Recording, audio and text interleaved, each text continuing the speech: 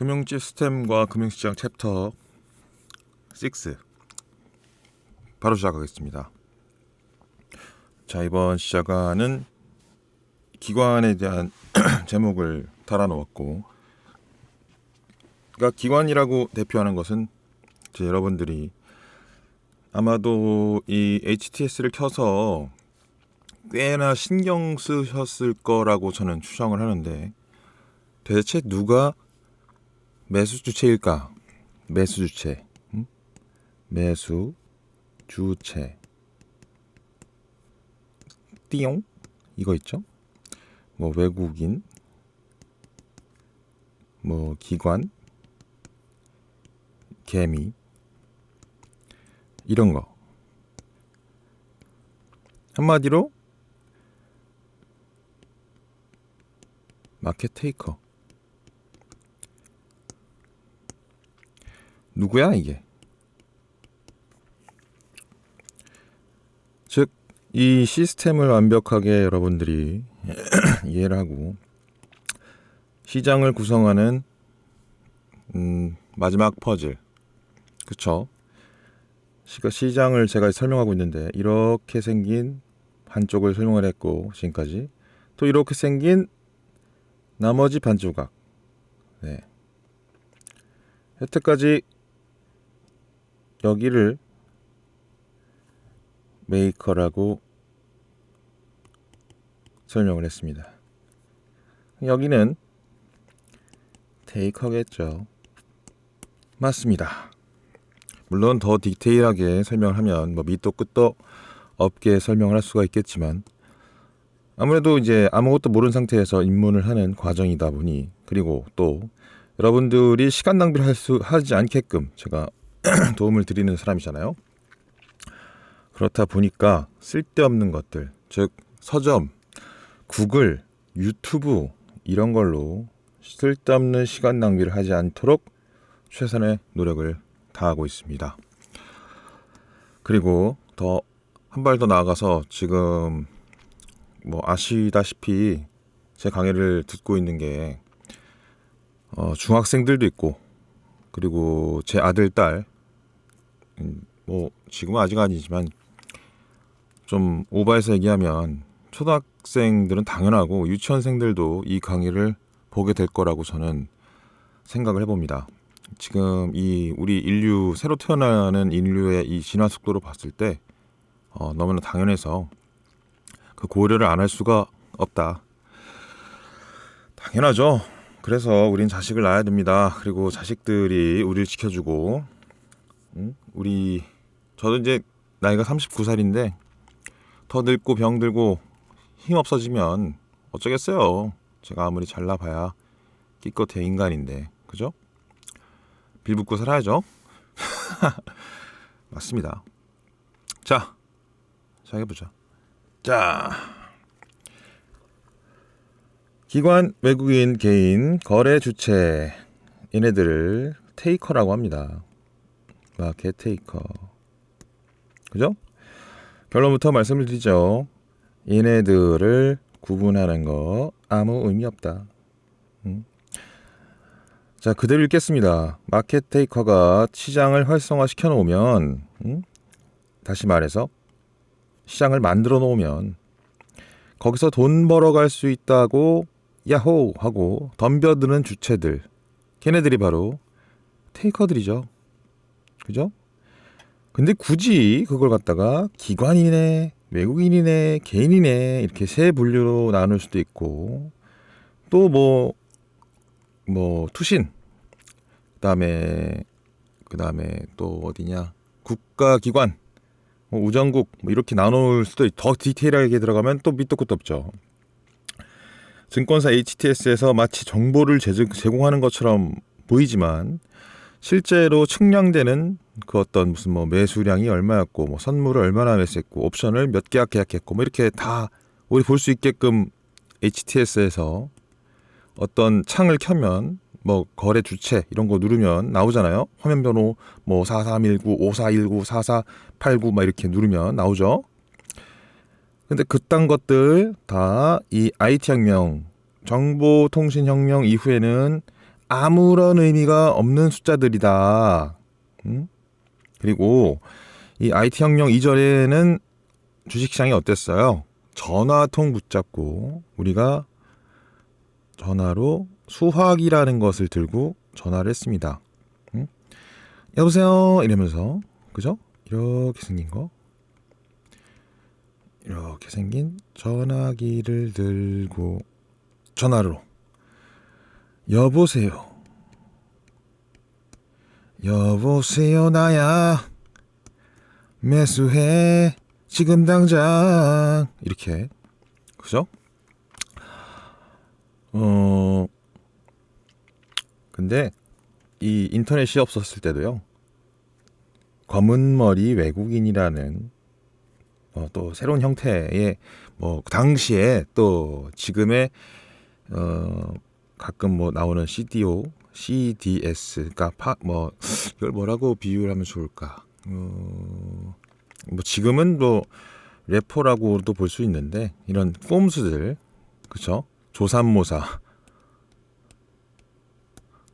꼼수들, 뭐 통정거래, 그 다음에 뭐 조작, 스캠 등 뭐 여러 가지 띠꺼운 단어들이 있는데, 이 인터넷이 있기 전에도요, 이 검은머리 외국인이라는 걸 통해서 갖가지 수작과 방법들이 있어 왔다. 따라서 굳이 그러니까 지금이나 예전이나 그 보여지는 정보들, 즉 너도 알고 나도 아는, 모두가 알고 있는 정보, 숫자, 통계, 모두에게 공유되어져 있는 숫자, 통계, 그런 것들은 정보가 아닙니다. 네, 절대로 아닙니다. 그죠? 그래서 이런 것들을 분석을 해봐야 아무짝에 쓸모가 없다. 그래서 이런 것들 나누어서 무슨 알고 그걸 따라서 어떤 판단을 내리고 결정을 내리는 것, 그런 행동들, 그런 것들은 의미가 없다. 네, 전혀 의미 없습니다. 특히나 지금 시대는. 과거에는 이것들이 의미가 있었을 시절이 있었어요. 그러나 지금은 그렇지 않습니다. 자, 좀 더 들어가 보죠. 마켓 메이커는 어떻게 해석을 하면 됩니까? 어떤 카지노가 있다고 하면 그 카지노의 주인이죠. 뭐 유명한 카지노가 뭐가 있겠습니까? 뭐 윈이 있겠죠. 이렇게 얘기하면 또 그러나? 윈이라는 카지노가 저는 분위기가 제일 좋아서 좋아하는데 뭐 망해가는 것 같습니다. 별로 좋아하지 않는데. 아무튼 그리고 마켓 테이커는 누구겠어요? 여기에 방문을 하는 손님이겠죠. 네, 노름꾼.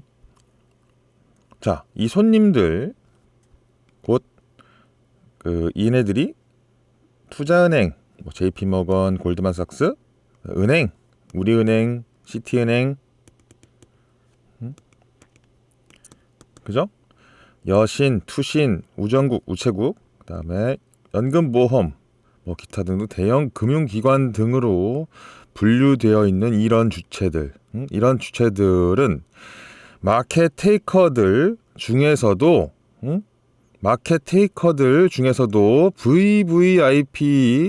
VVIP 손님일 수도 있고, 아닐 수도 있습니다. 실제로는 지가 마켓 메이커이면서 실제로는 손님인 척을 하는 거야. 아시겠어요? 그러니까 이를테면 연금보험에서 그러니까 우리 뉴스를 볼 때 우정국 얘기는 잘 안 나오지만 연금보험, 그러니까 우리 국민연금 있죠. 국민연금에서 뭐 3천억 손실을 봤다, 이런 기사들 가끔 봅니다. 검색해 보시죠. 뭐 이런 뭐 국민연금에서 돈을 땄다라는 기사는 절대 안 나옵니다. 잘 생각해 보세요. 예. 그러면 국민들이 느끼기에, 그러니까 개돼지들이 느끼기에 국민연금이 돈을 땄다 그러는 게 기분이 좋을까요? 돈을 잃었다 그러는 게 기분이 좋을까요? 정말 웃기게도 국민연금에서 돈을 땄다 그러면 주식 투자자들이 열받아 합니다. 야, 이거 나보고 좀 주식 하라는 거야, 말라는 거야. 뭐 이렇게 느끼고요. 국민연금에서 돈을 잃었다, 3천억 잃었다라고 기사를 내면요. 응? 야, 내가 낸 세금을 갖다가 외국인들한테 퍼주는구나 이렇게 하고 열받아 합니다. 그런데 언뜻 잘 보면 국민연금에서 돈을 잃었다라고 기사를 내는 타이밍은 주가가 오르는 타이밍이에요. 그것을 여러분들이 잘 체크를 해보시기 바랍니다. 왜냐, 오늘 주제 굉장히 중요한 맥락에 바로 이거기 때문이죠. 여러분들이 제일 중요하게 생각해야 되는 것입니다. 이게 지금 왜 실제로 마켓 메이커인 주제에 마켓 테이커인 척하는 거거든. 이 굉장히 중요한 개념이에요. 응? 가면을 쓰고 있다. 근데 이걸 알면 시장을 굉장히 편하게 볼 수 있어요. 아까 우리 지난 챕터에서 제가 좀 징그럽게 그렸던 거 이렇게 두 눈을 부릅쓰면서 부릅뜨고 이렇게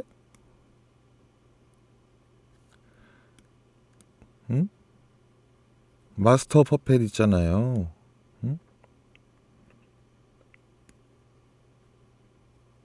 냠냠 이렇게 요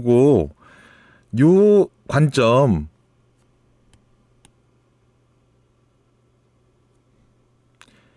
요 관점으로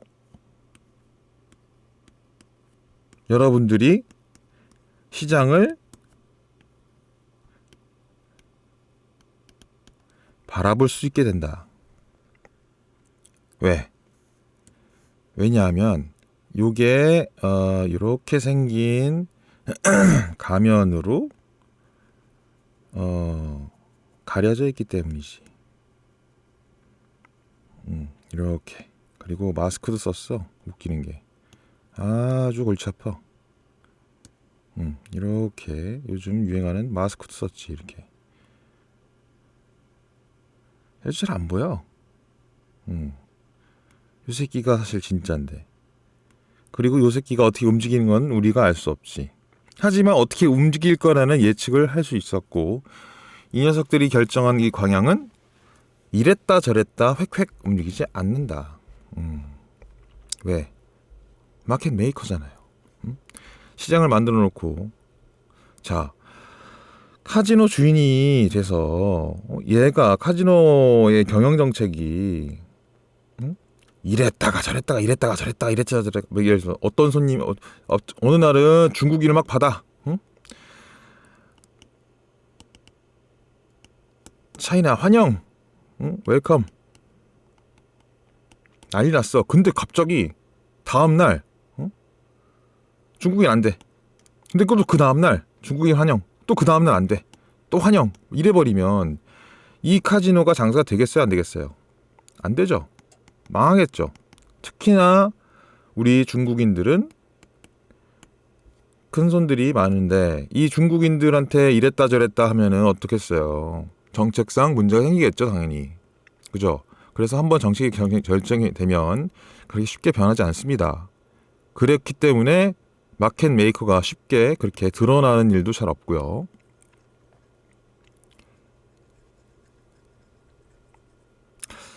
자, 한 번 더 생각해 볼까요, 우리? 공산주의 국가에서 한마디로 중국이나 뭐 북한도 금융시장이 있다라고 하는데 저는 알 수 없어요. 공산주의 국가에서의 금융시장, 베트남과 중국 이런 데 보면 알겠죠. 그다음 민주주의 국가에서의 금융시장 어떤 형태를 갖추는 게 해당 국가의 그 통치를 가장 효율적으로 할 수 있을까? 이런 거 한번 우리 생각해 보자고요. 어째서 이를테면 여러분들이 생각하는 이미지가 뭐가 있습니까? 이를테면 중국에서의 주식시장은 뭔가 조작 같죠. 그리고 통계는 믿을 수가 없는 것 같죠? 응?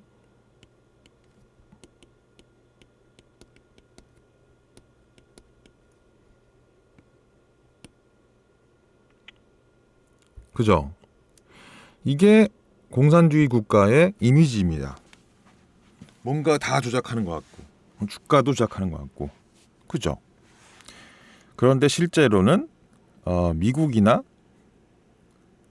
민주주의 국가의 미국이나 중국이나 이 통계라는 것은 결국 조작할 수가 있는 겁니다. 그래서 뭐 사실 외부에서 비춰지는, 즉 외국인으로 분류되는 사람들이 해당 국가를 바라보는 관점이 서로가 달라요. 이를테면 중국에서 기득권으로서 살아가는 사람이 보는, 그러니까 알리바바의 간부라든지 혹은 뭐 공산당원, 즉 CCP라고 부릅니다. 보통 공산당의 당원의 자제들 혹은 사촌, 팔촌, 뭐 관시라고 해서 무슨 뭐 뇌물을 받아서 어떤 일을 처리해주는 그런 사람들이 봤을 때, 이 미국은 완전 조작 국가예요. 야, 저 나라는 완전 유태인들이 다 해먹는 거 아니야? 저거는 완전히 무슨 트럼프 가족들이 지네들이 알아서 해먹는 거 아니야? 저 실업률이 뭐 3.5%라고 하는데, 야, 실제로 미국 가보니까 쟤네들은 직업을 갖고 있는 애들이 없어. 다 알바야. 다 조작인데? 이런 관점을 바라봅니다. 그런 반면에 우리 민주주의 국가에서 중국을 바라보면 또 어떻습니까? 2015년과 2016년 상하이 차트를 한번 보시기 바랍니다. 그럼 어떻습니까? 상하이 차트를 보면 막 이렇게 갔다가 폭락하고 이런 식으로 갑니다. 이때 이때 이제 사건이 하나 있긴 있었지만 어쨌든 뭐 금리 때문인 것도 가장 큰 영향이 있지만 통계 조작 국가, 이런 이미지가 있죠. 왜? 그런 것을 이제 미국이 씌운 거니까. 그리고 실제로도 조작은 누구나 다 해요. 네. 그것뿐만 아니라 여러분들이 이제 실제로 공부를 하다 보면 이 중국이나 미국이나 둘 다 처음 발표되는 그 어떤 이슈나 어떤 그런 국가 주도로 발표되는 자료들, 이런 것들의 어떤 중요성, 뭐 그런 것들에 대해서 시장은 크게 생각하지 않습니다.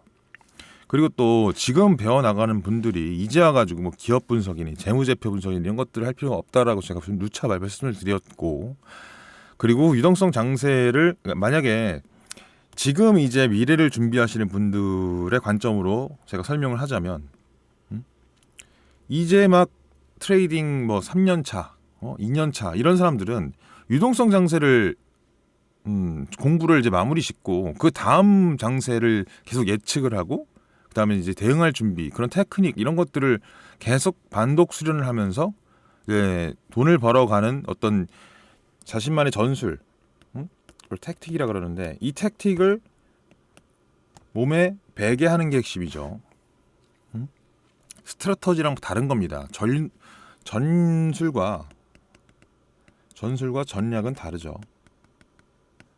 이건 같지 않습니다. 이거는 해외 선물 강의를 할 때 따로 별첨을 해서 보시면 될 것 같고, 좌우지간 한번 생각해 보시기 바라면서 여러 가지 검색을 좀 해보시기 바랍니다. 분명히 한글로 되어 있는 자료들은 공산주의를 찬양한다든지 공산주의를 좋아하는 것처럼 글을 쓰면 뭔가 욕을 먹고 좋아요를 받지 못하기 때문에 관련된 글들을 찾아볼 수가 없습니다. 그런 것들도 한번 생각을 해보시고, 또 한 가지, 여러분들 그런 것도 한번 생각해 보셔야 돼요. 이거 굉장히 또 생각을 하게 만드네. 여러분들 히틀러에 대해서 어떻게 생각하십니까? 히틀러 아주 개새끼죠. 600만 명으로 추산되는 유태인들을 학살한 아주 악마, 악 중의 악, 이브, 뭐 데빌, 뭐 같은 말이죠. 이블이라는 단어 앞에 D자를 붙이면 데빌이 됩니다.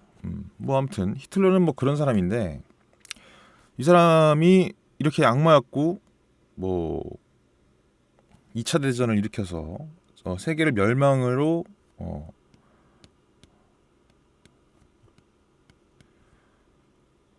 월드워 2 이걸 일으켜서 뭐 그냥 전 세계를 박살내는데 뭐 기여했다 뭐라고만 알려져 있는 게 다인데 실제로 이 사람이 잘한 게 정말 그렇게 없었을까? 그리고 독일 사람들처럼 똑똑한 사람들이 여러분들 독일 제품 엄청 좋아하죠? 그죠?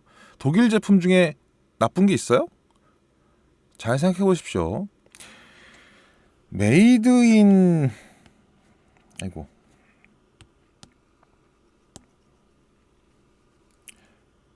되게 웃긴 얘기인데 이거 생각을 하셔야 됩니다. 메이드 인 Germany 제품 중에 여러분 고장나거나 별로 안 좋은 게 있어요? 없습니다. BMW, 벤츠, 제가 제일 좋아하는 포르쉐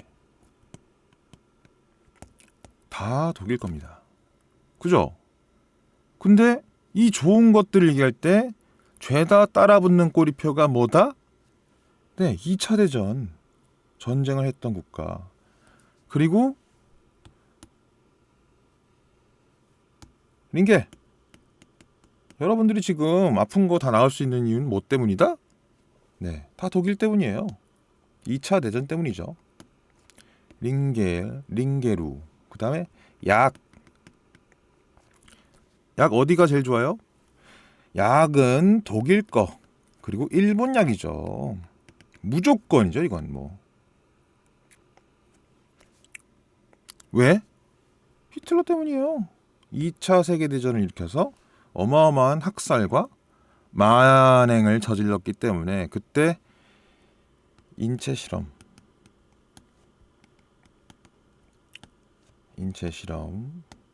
일본에서는 마루타 등등등 어마어마한 짓을 했죠. 이것뿐만 아니라 저는 할 얘기 되게 많은데 인류를 엄청나게 장기적으로 살게끔 만드는 데 공헌을 가장 막대하게 한 사람 중 하나입니다. 결과적으로. 그리고 나서 죽었죠. 그래서 거꾸로 뒤집어보고 지금 여러분들이 살아 숨쉬고 지금 제 강의를 보고 있고 지금 여러분들이 유태인들이 만들어 놓은 구글, 그 다음에 유튜브 이런 시스템들, 매트릭스 시스템을 다 유태인 거죠. 그죠? 이런 것들을 여러분들이 누리고 지금 정보를 주입하고 이제 어떤 신분 상승이나 계급 상승, 그 다음에 부를 일구을 수 있는 이런 정보, 제가 말씀드리고 있는 이런 교육, 이런 것들을 받을 수 있는 모든 혜택들, 정말 모순적이게도 2차 세계대전을 일으킨 바로 그 작자 때문입니다. 그 작자가 없었으면 우리는 어떻게 살고 있었을지 모르는 거죠. 재밌죠? 근데 한번 좀 생각해보면 정말 여러분들이 시장 공부를 하는데 어떤 분석을 하는데 그리고 그 다음 세대, 다음 시기, 그리고 지금 우리가 어디 서 있는가, 시대가 쫙 진행되고 있는 가운데 나는 지금 어디에 서 있는가라는 나의 위치 포지션을 알 수가 있습니다. 참고해 주시고요.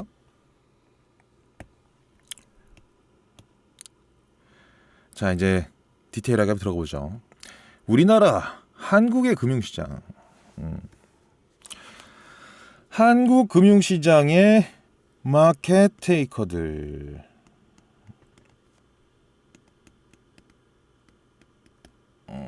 이렇게 해야 되는 게 더 맞는데. 자, 결론부터 정권이 5년마다 바뀌면서 금융정책 역시 맨날 바뀌죠. 마치 뭐처럼? 수능처럼. 수능 아주 골치 아프잖아요. 예? 학부모 여러분들 아실 겁니다. 수능 정책이 맨날 정권 바뀔 때마다 맨날 바뀌니까 엄마들 고생시키죠. 우리 엄마는 고생 안 했지만. 그런 경향이 있기 때문에 불확실성이 커서 맨날 이놈의 그 시장 주인들, 마켓 메이커가 맨날 5년마다 바뀐다는 거야. 그렇기 때문에 불확실성이 너무 크다는 거지. 누가 보기에? 외국인이 보기에. 그래서 장기 투자하기에 부적합하다고 비춰지는 경향이 있다. 예. 오타가 좀 있네요, 여기. 이게 무슨 얘기냐면 IMF 아시아 금융위기 이때 우리나라의 그 대기업들 병합 침식됐습니다. 그리고 나서 여기 제가 지금 설명해놨네요. 그 얘기를 지금 그냥 글을 읽으면 제가 설명을 해드릴 수가 있겠군요. 자, 그들 먼저 읽고 하나하나 설명을 해드리겠습니다. 이머징 마켓 시절에 일본이 너무 잘 나가니까 또 그죠? 일본을 작살내고 80년대 말 89년에 블랙 먼데이를 맞으면서 꽝 하고 맞으면서 미국 주식시장이 침체에 빠집니다. 사실 그 전부터 침체기가 있었지만 블랙 먼데이에서 하루에 뭐 한 10% 급락, 15% 급락 이런 것들을 맞아버리면서 블랙 먼데이란 말이 나왔고, 이 블랙 먼데이라는 것을 느껴보니까 이놈들이 이제 안 거지. 우리 침체구나. 어떻게 해야 될까? 그래가지고 보니까 아니 일본이 너무너무 잘 나가는 거야. 그래서 뭘 했어요? 플라자 합의라는 걸 했죠. 플라자 합의. 플라자 합의를 해서 일본을 망하게 만듭니다. 네. 일본을 망하게 만든 뒤 그런 다음에 경기 침체에 있는 미국을 어떻게 해서 살려낼까 해서 일본을 대체할 만한, 일본에 뭘 대체해? 일본이 왜 잘 나갔어? 일본이 우리나라 6.25로 돈을 벌었어요. 즉 제조, 수출 이런 걸로 돈을 벌었단 말이야. 그런데 그럼 미국은 뭘로?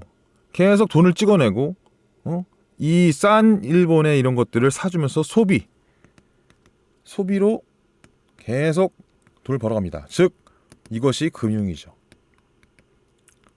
부채의 역설, 부채 경제, 이걸로 돈을 많이 벌어갔던 겁니다. 자, 그런데 아이고. 그런데 아니 일본이 GDP가 막 미국을 넘어선다는 얘기 나오고, 그리고 미국은 못 나가고 막 망해야 하는 거야. 그러니까 어떻게 해? 네, 플라자 합의를 빵 때려서 일단 일본의 고환율, 즉 엔화를 막 치솟게 만들어서 일본산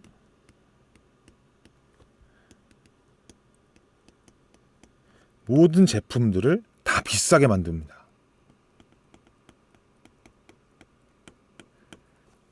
그래서 아이고 야 일본 거 못 사겠다. 비싸서 못 사겠네. 좋은 거 알겠는데 소니, 토요타, 그다음에 뭐 파나소닉 다 좋아. 다 좋은 거 알겠는데 야 엔화가 너무 비싸니까 못 사겠다. 야 안돼. 이거는 엔화가 아니라 그 위안화 아닌가? 하여튼 모르겠다. 아무튼 자, 그래서 이걸 대체할 만한 미국의 어떤 제조 식민지가 필요했는데 그게 바로 대만이죠. 그리고 우리나라, 바로 한국. 그래서 아시아의 호랑이라고 검색을 해보십시오. 아시아의 호랑이였던 이 대만과 한국 3대 4대 호랑이 뭐 이렇게 있습니다. 이렇게 해서 외국인들의 대대적인 주목을 받았습니다. 그래서 어마어마한 투자를 받죠. 그래서 이때 어마어마하게 대한민국이 급성장을 합니다. 네. 6.25라는 정말 말도 안 되는 전쟁을 치룬 이후 80년대 미국의 경기 침체와 맞물려서 이것을 극복하려고 해서 금융 이 발달한 미국의 그 넘치는 달러 자본이 유입됨으로써 90년대 대한민국은 엄청나게 성장을 합니다. 네, 이게 핵심이죠. 물론 그 전에 70년대까지 79년에 박정희 대통령이 죽을 때까지 이 6.25 이후에 대한민국을 이렇게까지 투자할 수 있게끔 괜찮은 나라다라고 국토개발 계획을 진행하면서 홍보를 잘 해놨던 게 박정희의 공이고, 그 다음에 80년도에 이제 전두환 정권으로서 점점 이 대한민국이 광을 잘 팔았죠. 아무튼 그런 정치적인 얘기는 차치하더라도 어쨌든 중요한 건 그 모든 금융의 작동 원리는 이때부터 작동되고 있었습니다. 그래서 어마어마하게 또 성장을 하다 보니까 이때가 또 끝물이었어 사실. 야, 이것도 안 되겠는데? 아니, 안 되겠다기보다는 이거 내내 너무 좋다. 응? 삼성, 현대, 롯데, 그다음에 CJ, SK, 당신 그렇지 않았지만 효성, 응? 유공, 이런 회사 너무 좋잖아.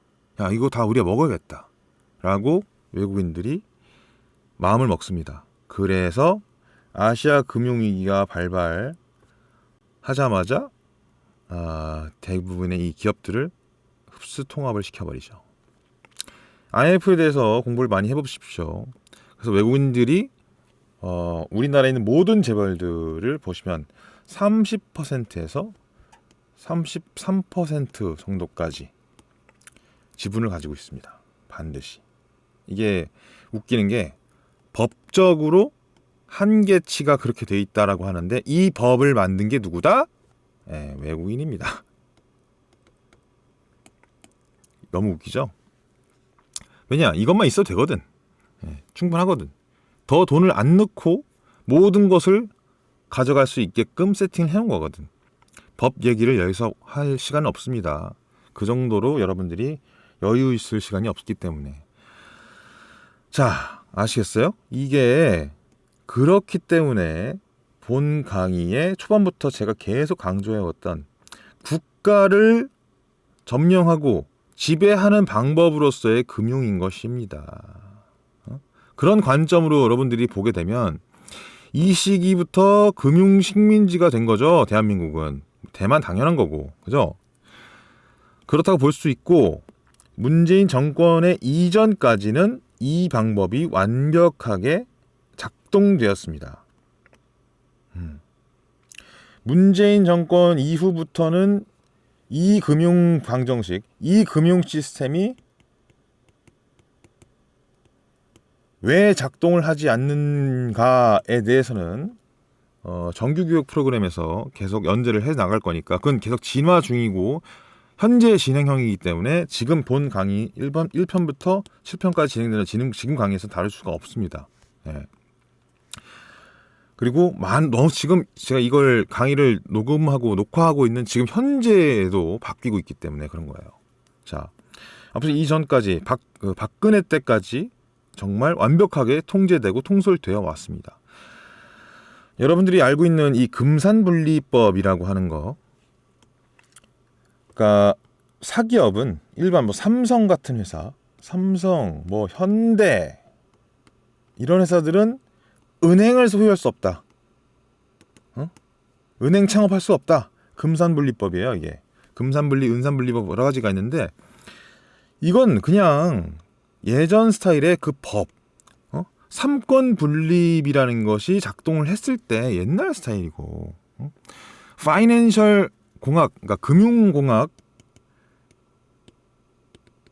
금융공학이라는 게 크게 발달하기 이전에는 삼권분립, 법이 짱이었습니다.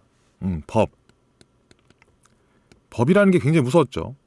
사형도 있었고 태형도 있었고. 그런데 그럴 때는 이 금산분리법이라는 것도 잘 작동을 했고 아주 좋았어요. 그것이 옛날에는 그 삼권 분립을 해놓으면 그것이 막 국가를 다스리는데 아주 효율적인 지배 시스템이었으니까. 그런데 지금은 그렇지 않다는 거죠.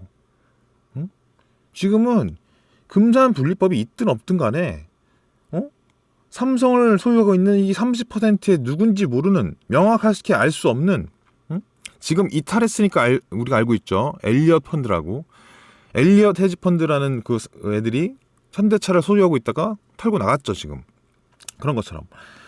이 삼성이 은행을 과연 창업을 못했을까? 그렇지 않습니다. 예. 전혀 아니에요. 여러분, 삼성카드 쓰잖아요. 그죠? 삼성카드에서 대출 해주잖아요. 그죠? 삼성생명에서, 삼성생명 보험 담보대출 다 하잖아요. 그죠? 뭘 안 합니까? 다 하고 있어요. 거기서 대출 받아가지고 돈 땡겨가지고 은행에다 또 투자를 하고 은행엔 또 펀드를 돌리고 다 할 거 다 합니다. 그래서 문어발 확장이라고 하잖아요. 막 한 그 기업이 이렇게 있으면, 에버랜드가 있으면 이렇게 막 거미줄처럼 막 꼬아놔가지고 지네들도 뭔지 모르게끔, 이게 조직도 아닙니까? 자기네들도 몰라. 이렇게 이게 금융의 힘이라고. 이렇게 해서 얽히설키게 만들어 놓으면 알 수가 없는 거지. 자, 이렇게 되기 때문에 기업을 이 금융학으로 접근해버리면, 부채의 경제학, 부채의 경제 논리로 점령을 해버리면, 현행 우리가 알고 있는 이 삼권 분립, 삼권 분립의 주가 지배 시스템을 몽땅 다 초월해버릴 수가 있는 겁니다. 이런 식으로 지배를 해버리니까. 자, 예를 하나 들어드릴까요? 아, 여기 나와 있네. 여러분들 그동안 느낌으로만 알고 있었죠. 돈이 짱이야. 뭐 아니면 뭐 유전 유죄 이런 거, 할로데이. 이게 왜 진짜냐면요. 단순히 그냥 돈이 많아서가 아닙니다. 그냥 돈만 많은 애들은 사실 그냥 찌그러져 살죠. 실제로 거지처럼 삽니다. 아무것도 아니에요. 그리고 죄를 안 지으려고 노력하고 선한 사람이 더 많아요. 일부 양아치 새끼들이 좀 있는 것 뿐이지. 근데 그럴 수 있는 선택권이 있는 것 자체가 유전이죠. 돈이 있으니까 선하고 착하고 바르게 살 수가 있는 거지. 물려받은 게 없으면 착하게 못 살아. 그죠? 못되게 살 수도 없고 아무것도 선택권이 없는, 인생에 선택권이 없는 거죠. 이 법을 초월할 수 있다는 뜻을 여러분들이 잘 이해해야 됩니다. 이를테면 극단적으로 죄를 졌어. 그랬을 때 이상하게 재벌 총수들은 그냥 나오잖아요. 그리고 누군가는 라면 한 봉지를 훔쳐도 작정하고 슈퍼 주인이 저 새끼 잡아주세요 하면은 벌금 500만 원 때리고 특수강도. 그죠? 그리고 이것이 반복되면 감옥 살고. 라면 한 봉지 배고파서 훔쳤다고. 그죠? 장발장법 이런 거 없어요. 맘만 먹으면. 그죠? 그런데 막 3, 4천억을 삥땅 치고 막 2조 넘게 세금을 포탈해도 그냥 잠깐 조사받고 나옵니다. 재벌들은. 그럴 수 있죠.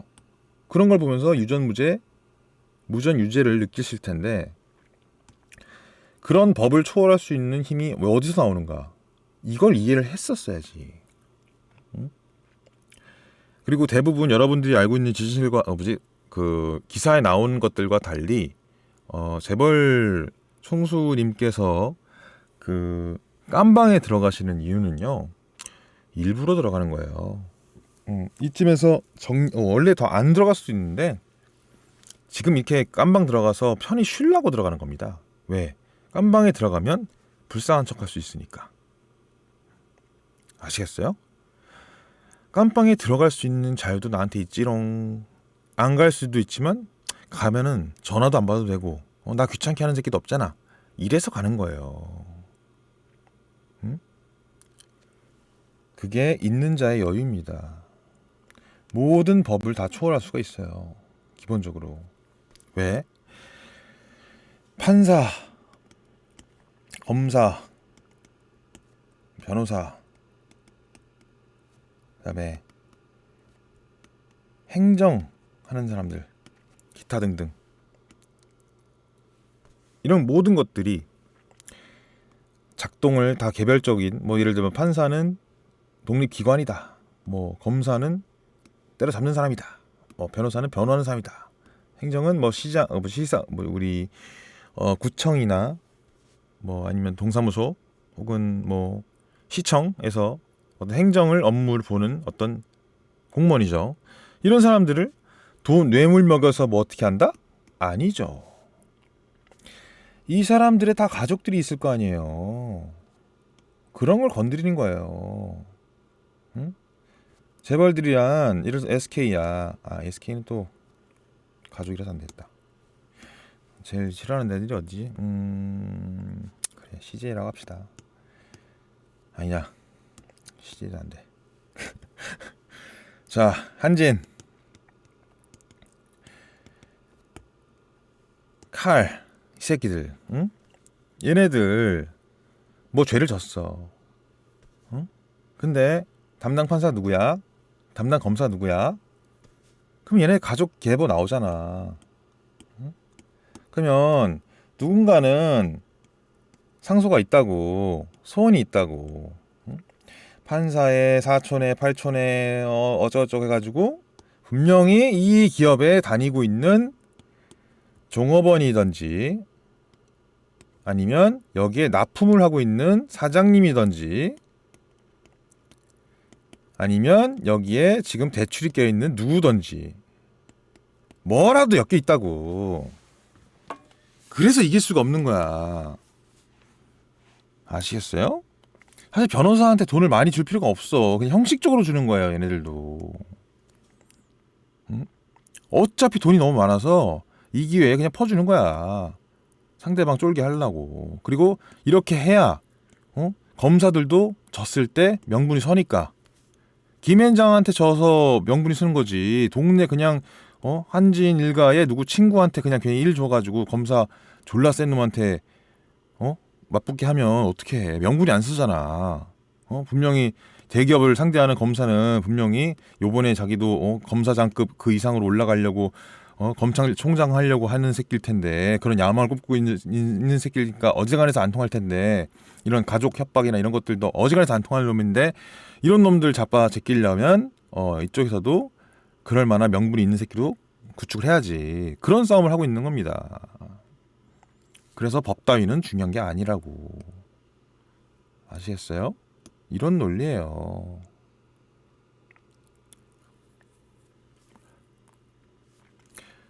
이런 자유를 얻기 위해서 여러분들이 가져야 될 능력은 재산, 돈 이런 게 아니에요. 얘네들은 불쌍한 놈들입니다. 응? 재벌 놈들은 불쌍한 놈들이에요. 지네들이 있는 그런 어떤 교육을 제대로 못 받았기 때문에 그 금융 언어를 제대로 배우고 자란 로스차일드의 후예들, 즉 유태인들과 우리나라의 이 얘기까지는 하면 안 될 것 같지만 명동에 계신 분들, 이런 분들에 의해서 조종당하는 그냥 그런 애들일 뿐입니다. 돈만 쥐어주면 뭐든지 다 하는 애들. 아시겠어요? 그러니 지네들이 법을 초월한다고 생각하지만 실제로는 아무것도 아닌 놈들입니다. 언제든지 건방지게 굴면 잡아 제낄 수가 있는 거죠. 그런 게 있습니다. 자, 아무튼 그래서 중요한 건 세상에 돌아가는 작동 원리를 알아야 하고, 그래서 지금 여러분들 계좌에 돈이 빵원이 있어도 이것이 자신의 맘만 먹으면 언제든지 1,000만 원이든 1억이든 만들어낼 수 그런 능력을 기르는 게 중요한 거지. 응? 돈이 필요하네? 뭐 사고 싶은 게 있어. 돈이라는 건 결국 어떤 뭘 필요에 의해서 뭔가 교환하기 위해서 필요한 거잖아요. 그때 금융시장을 찾아가서 내가 맡겨놓은 돈 1억을 가져와야지. 1억 내놔. 야! 이렇게 빼놓은 이런 기술들을 가지게 되려면 금융 언어를 여러분들이 완벽 마스터를 해야 되는 겁니다. 그게 중요하지. 그게 아니고서는 몇몇 일부 몰상식한 재벌놈들처럼 죄를 짓고 뽕이나 하고 마약이나 하는 멍청한 인생을 살게 된다. 그렇게 아시면 되겠어요. 다음. 자, 미국의 금융시장 이제 한국 거 봤죠. 재벌이라는 건 한국에밖에 없는 거니까. 자, 미국의 금융시장 한번 봅시다. 이게 전 세계적인 글로벌 금융시장이죠. 결과적으로. 결론. 가장 사람들이 많이 모여 있는 시장이기 때문에 당연히 가장 공정한 시장입니다. 그렇기 때문에 마켓 메이커가 원하는 대로 조작을 할 수가 없어요. 예? 조작할 수 없다고요. 공정한 시장이기 때문에 조작할 수가 없습니다. 이게 조금 혼란스러운 개념인데 이걸 한번 설명을 해보죠. 온라인 게임 가령 리니지처럼 그 게임을 만든 사람이 마음만 먹으면 얼마든지 그 게임 속에서 아이템 가격, 아이템 드랍 확률 이런 것들이 나오잖아요. 예를 들어서 어떤 몬스터 드래곤을 잡았어. 근데 거기서 되게 좋은 검이 나온대. 왕자의 검 같은 게 나온대, 이런 게.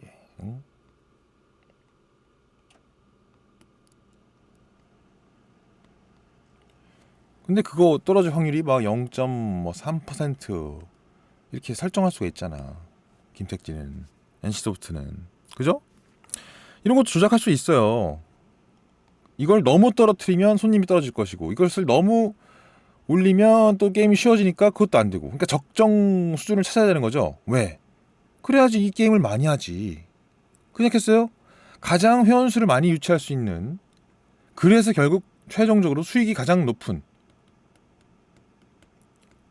그 수치를 잘 조율해야 하는 것. 이게 누가 하는 역할? 바로 마켓 메이커.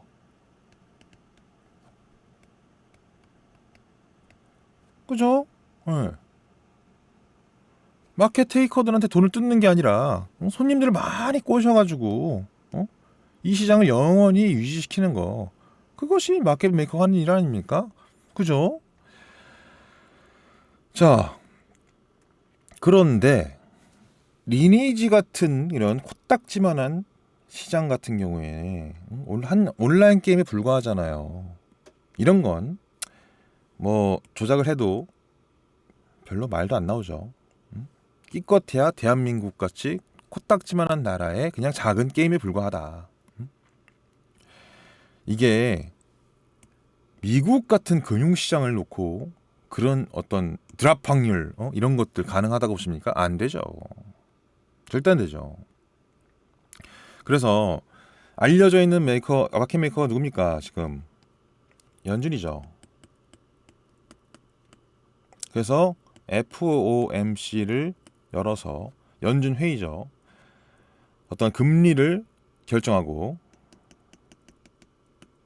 그렇죠? 연방금리를 결정을 해서 시장을 공개 조작을 합니다. 합법적으로. 그죠? 모르시면 당연히 구글 신님께 검색 스페이스바를 똑 누르시고 종지시킨 다음에 FFR 이런 거 검색하시는 거 좋아요. 연방 금리. 자, 그렇게 얘네들이 발표를 하고 연설도 하면서 이제 얘네들이 에잇 하고 이 주가를 막 이렇게 올리고 내리고 이렇게 조작을 하는 게 아니라 자기네들이 그렇게 액션을 취해주면 시장이 자신들이 생각했던 대로 정석대로 움직여주길 바래, 제발 부탁이야 라고 기대를 하는 겁니다. 그래서 조작하는 게 아니라 기대하는 거죠. 아시겠어요? 이건 다른 겁니다. 조작을 한다는 것은 마켓 메이커가 테이커들한테 돈을 빼앗는다는 얘기예요. 그러니까 조작 시장은 하면 안 되죠. 근데 마켓 메이커가 마켓에게 기대를 한다. 하나의 어떤 기대를 바란다. 바람, will. 어떤 바람을 한다라는 것은 얘네들이 공개 시장 조작 같은 것을 행해도 실제로 시장이 그렇게 반응을 안 할 수도 있다는 얘기입니다. 네. 그리고 그런 사례들이 너무 많아서 사람들이 미국 시장에 몰린 거예요. 그리고 그렇기 때문에 우리 KRX 대한민국 시장은 조작이라서 등한시하게 된 거고요. 아시겠습니까? 자, 근데 더더욱더 이 미국 시장은 더 무거워졌습니다. 이제 너무 많아졌어. 이 마켓 테이커들이. 전 세계 지구인 70억 인구가 오로지 미국만 바라봐.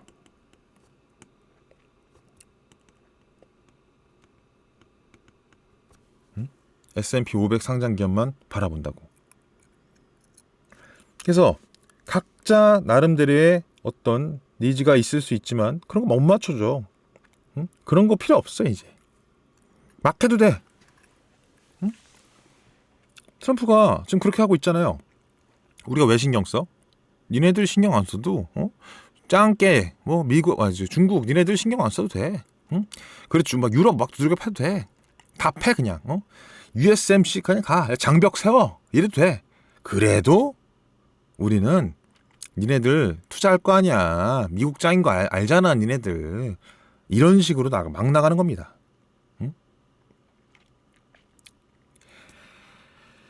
그런데 이제 우리 연준께서는 트럼프의 그런 행동이 너무 위험하다고 판단을 하고 있기 때문에 실제로 마켓 메이커로서 역할을 제대로 하려고 하죠. 국가 통설 시스템을 제대로 돌리려고 시도를 하긴 합니다. 통화정책, 금리정책 이렇게 써놨죠. 이게 뭡니까? 금리를 올리려고 했던 거죠.